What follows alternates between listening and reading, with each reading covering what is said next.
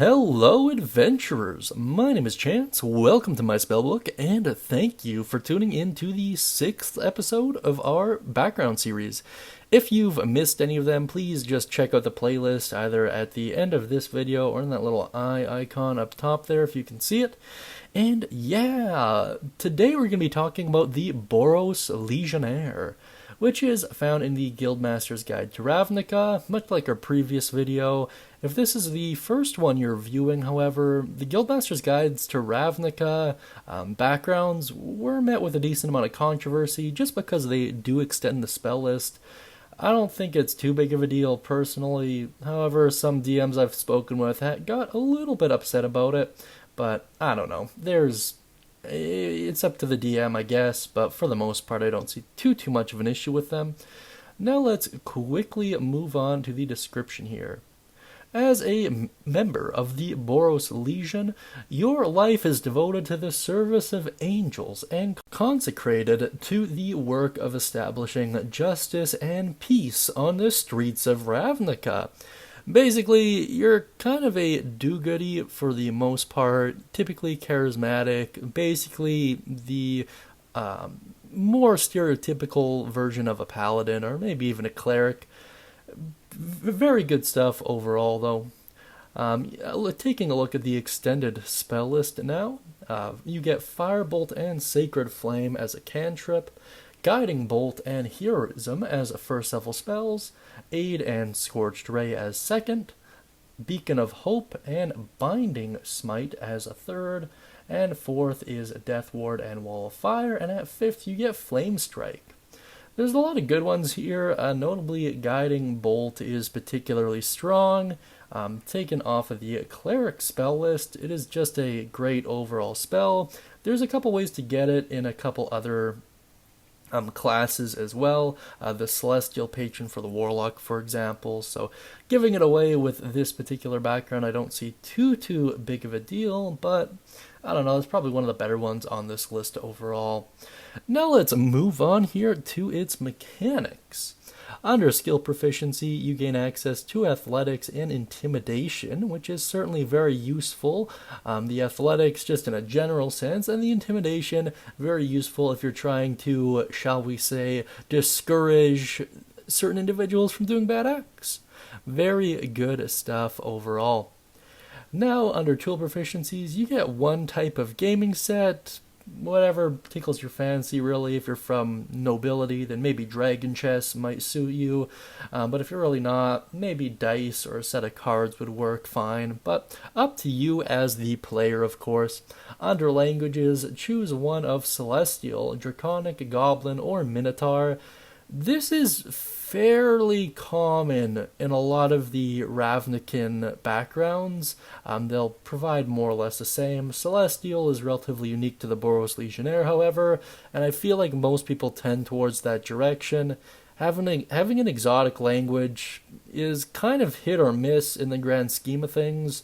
Personally, I much prefer Goblin. I find it to be much more useful, especially at early levels.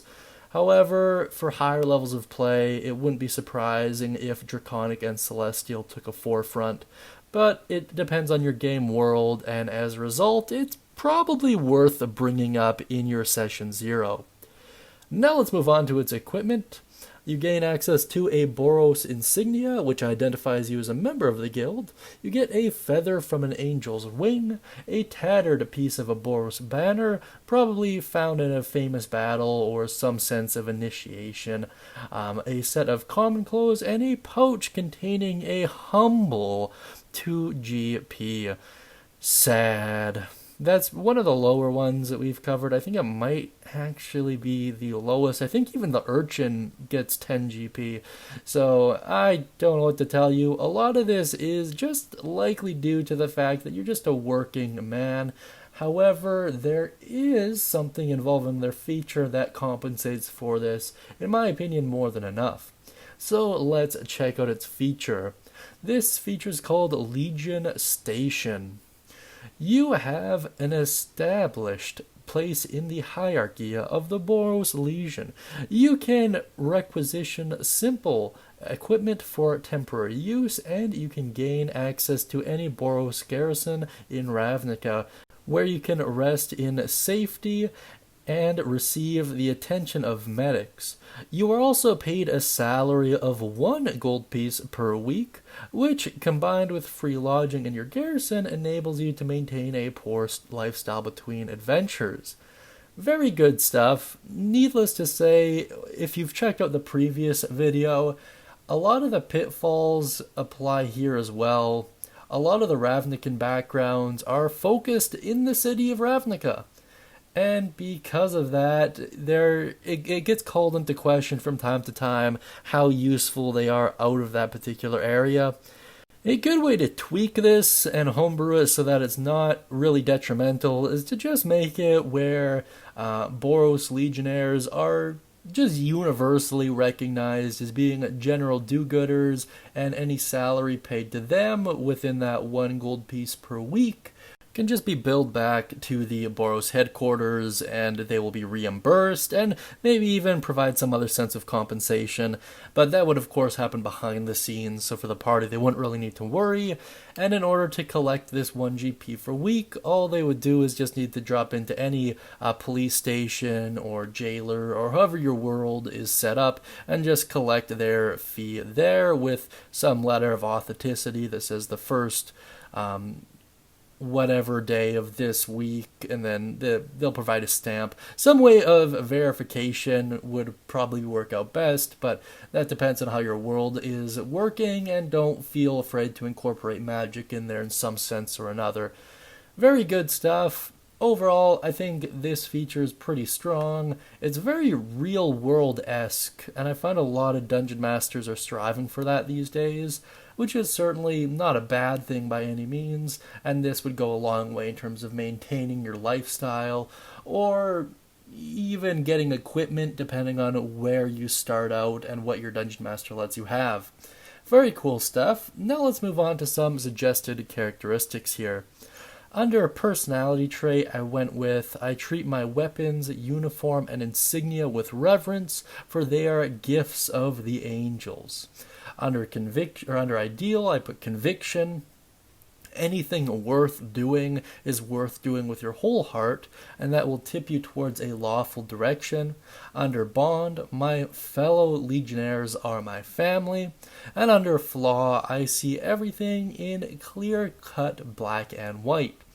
I feel like this would go well with just the stereotypical paladin, and it provides a lot of wiggle room. For example, if you stumble upon a plot where the Boros Legionnaires are actually in line with a demon, and the orders that you've been given and the tasks you've been sent with have actually been serving to loosen the angel stronghold in your world and let more demons in, that would call into question both the bond and the flaw, and maybe even the ideal as well, depending on the context of the adventures and quests you were given. It is very good stuff, and I think it would go well with most parties. You could make an argument that the flaw would lead to some interesting altercations between this particular character and the more, shall we say, morally ambiguous members of the party, but I think that's what the flaws are there for in general. It is to create some sense of friction, which will provide a sense of realism to the inter-party mechanics. Very good stuff. Now let's move on to my personal thoughts here. Overall, the Boros Legionnaire is quite good. I don't see anything particularly bad about it by any means. I like the fact that the skill proficiencies are quite relevant. Its extended spell list isn't too bad. I do think Guiding Bolt is the one that really shines there, but seeing as how there's multiple different ways to get it, it's not particularly game-breaking. Its feature, if tweaked, is quite good as well, and taking a look at their suggested characteristics, they seem to be just as strong as any, and seeing as how the angels and kind of more good-aligned deities are likely going to be part of your origin story, certainly at least tied in with the feather you have. It gives dungeon masters a great opportunity to incorporate gods and overarching themes and deities at a relatively early state of play. Of course, you're not going to be slaying any of them at that point, but it is good to know that they are out there, and it'll provide some insight as to how they have helped shape the world, just through exposition. Overall, quite good. If you'd like to get a free one-shot, feel free to check out the guild hall and use code WELCOME. Quite a few of you have already done it, but I gotta keep saying it, of course, and the feedback has been honestly just straight good. I haven't gotten any real criticisms for any of them yet, which is interesting to see, but I don't know, I think it's a good thing overall, I guess. I don't know. That being said, however, let me know what you think of the Boros Legionnaire down beneath. Be sure to mention any thoughts, questions, comments, concerns, or ideas you have regarding them. That being said, I hope you all have a great day, and as always, happy adventuring, everyone.